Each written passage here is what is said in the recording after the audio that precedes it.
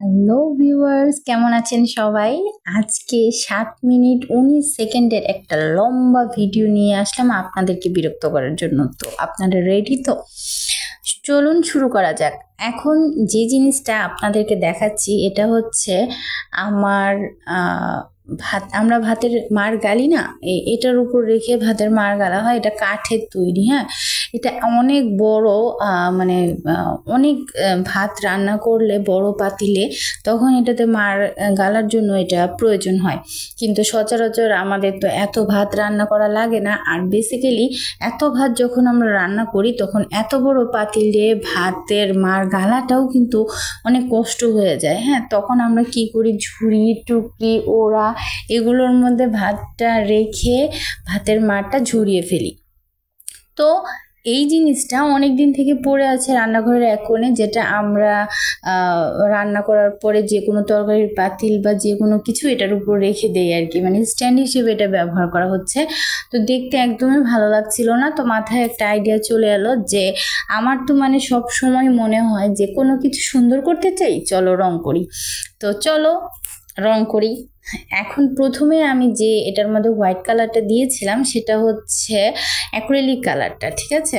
Acrylic white কালারটা আমি এখানে করে নিয়েছি প্রথমে। তারপর এটা শুকানোর পরে অপেক্ষা করেছিলাম শুকানোর জন্য, না শুকালে কালারটা আবার একটার সাথে একটা লেগে যায়।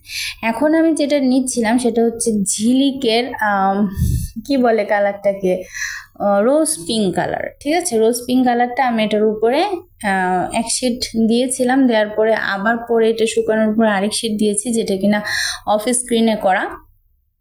তো যাই হোক, এটা করার পরে খুব সুন্দর, খুবই সুন্দর একটা স্নিগ্ধ কালার চলে এসেছে। এরপরে আমি কিছু কারিগরি করতে গিয়েছিলাম, আমার কাছে ব্লকের কিছু ইয়ে ছিল।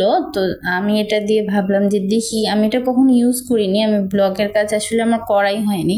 তো এই জন্য আমি হয়তো রংটা বেশি পরিমাণে নিয়ে ফেলছিলাম, যার কারণে এমন হয়েছে। বা কাঠের মধ্যে করা যায় না হয়তো, আমি আসলে এগুলো কিছুই জানি না, একটু এক্সপেরিমেন্ট করার জন্য কাজটা করতে গেছি, গিয়ে বাস হজবরল করে ফেলছি। তারপরে এটাকে ঢাকার জন্য আবার ওই রংটাকে একটু প্রলেপ দিয়ে কয়েকটা ফুল আঁকলাম, দেখি কেমন হয়।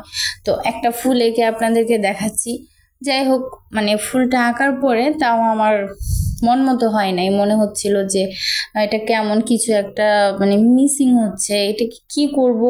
মানে আমার এমন খুব কমই হয়েছে যে আমি মানে রং করতে গিয়ে উল্টা পাল্টা এঁকে মানে হুলস্থুল লাগিয়ে ফেলছি। তো এগুলো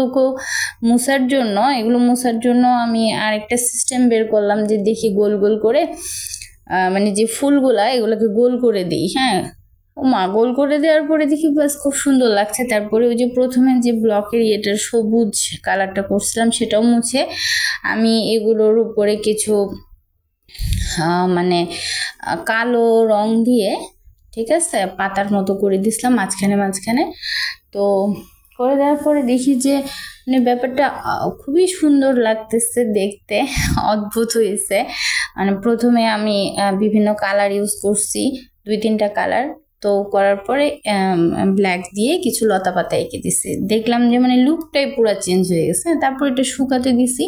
আর এর মধ্যে একটু চা না খেলে কি হয় বলেন, চা প্রেমীরা আপনারা তো বুঝেনি যে যে কোনো কাজ করতে গেলে মানে একটু এনার্জি দরকার, আর এনার্জি মানেই হচ্ছে চা, ঠিক আছে। তো চা বানাইতেছি, চা বানানোর পরে আমি এখানে একটু একটা জিনিস অ্যাড করছি, সেটা হচ্ছে এলাচের গুঁড়া, হ্যাঁ। দুধ চায়ের মধ্যে এলাচের গুঁড়া দিলে খুবই সুন্দর একটা ফ্লেভার আসে। যদিও আমি এই জিনিসটা রেগুলার করি না, তবে মাঝে মাঝে করি, এবং আজকে এটা করছি সেজন্য আপনাদের সাথে শেয়ার করলাম, ঠিক আছে। তো এই চাটা যখন মানে খাবো, কি যে একটু ফ্রেশ ফিল হয়। কাজ করতে করতে আমি আসলে টায়ার্ড হয়ে গেছিলাম, পরে চাটা আমার মানে মানে সব কিছু ভুলায় আবার নতুনভাবে শুরু করলাম। তো এই যে হচ্ছে এলাচের গুঁড়োটা দেখতে পাচ্ছেন, এই এলাচটাকে আপনারা টেলে তারপরে ব্লেন্ডারে ব্লেন্ড করে ফেলতে পারেন, অথবা কাঁচা এলাচটাই ব্লেন্ডারে ব্লেন্ড করতে পারেন, করে এটা অ্যাড করতে পারেন। আমার ইয়েটি কিন্তু ছিল মানে এলাচটা আমি আগে টেলে নিছি, টেলে নিয়ে তারপরে যে ছোট ব্লেন্ডারগুলো থাকে যেগুলো দিয়ে শুকনা মশলা ব্লেন্ড করা যায়, ওগুলোর মধ্যে ব্লেন্ড করে নিয়েছিলাম। তো এখন দেখেন এটা মনে হয় আমি আপনাদের সাথে শেয়ার করছি এর আগে। তো এটা ছিল একটা মানে পুরনো প্লাস্টিকের একটা জার, যেটার মধ্যে আমাদের প্রয়োজনীয় মানে চামচ যেগুলো এগুলো মানে সব সময় লাগে এই ধরনের এগুলো এটার মধ্যে থাকতো। এটাও দেখতে খুব বাজে লাগতেছিল, এটাও আমি কালার করে চেঞ্জ করছি এবং আমার যতটুকু মনে হয় আমি আপনাদের সাথে শেয়ার করছিলাম, সম্ভবত না শেয়ার করলেও সমস্যা নাই, কারণ আমি জানি আপনারা খুবই এক্সপার্ট, আপনারা দেখা মাত্রই এগুলো করে ফেলতে পারেন। আর এই হচ্ছে আমার সেই কাজ, ঠিক আছে। ও এখানে এই জিনিসটা কিন্তু মানে ওই যে থাকে না, চুলা থাকে আগে যে কেরোসিনের চুলা ছিল, এটা মানে তেলের ইয়েটা ফেলে দিয়ে স্ট্যান্ডটা এখানে রাখা হয়েছে যেন কোনো কিছু ঝটপট এটার উপরে রাখা যায়। এটাকেও কিন্তু আমি পেয়ে কালার করে ফেলছি। তো কালার করাতে দেখেন কি সুন্দর লাগতেছে। আর এই যে দেখেন এটা মানে অসম্ভব, আপনাদেরকে তো মনে হয় মানে সে কাজটা শেষ করার পরে দেখাই নাই, এখন দেখেন মানে ফাইনাল লুকটা মানে কি যে ভালো লাগতেছে দেখতে। এখানে কোথায় এটা নর্মাল একটা ময়লা স্ট্যান্ড পড়েছিল, আর এখন দেখতে মানে মনটাই শান্তি হয়ে যায়। যেহেতু রান্নাঘরে সারাক্ষণ থাকা হয়, রান্নাঘরের জিনিসগুলো লুকগুলো চেঞ্জ করলে ভালো লাগে। একঘেয়েমি সবসময় একরকম দেখতে দেখতে আসলে এতটা বিরক্ত হয়ে গেছিলাম, এখন তো রান্নাঘরে যাইতেই মন চায় যে দেখি তো আমার রং করা জিনিসগুলো কেমন আছে, নষ্ট হয়ে যাচ্ছে না, তো এরকম লাগে। আর আমার কাছে বার্নিশটা ছিল না। আপনারা বার্নিশটা রঙের দোকানে কিন্তু বার্নিশ পাওয়া যায়, হ্যাঁ। আপনারা যদি এটার উপরে বার্নিশ করে নেন তাহলে তো মনে করেন লাইফ গ্যারেন্টি, আপনি মরে যাবেন কিন্তু জিনিসপত্র নষ্ট হবে না, ঠিক আছে।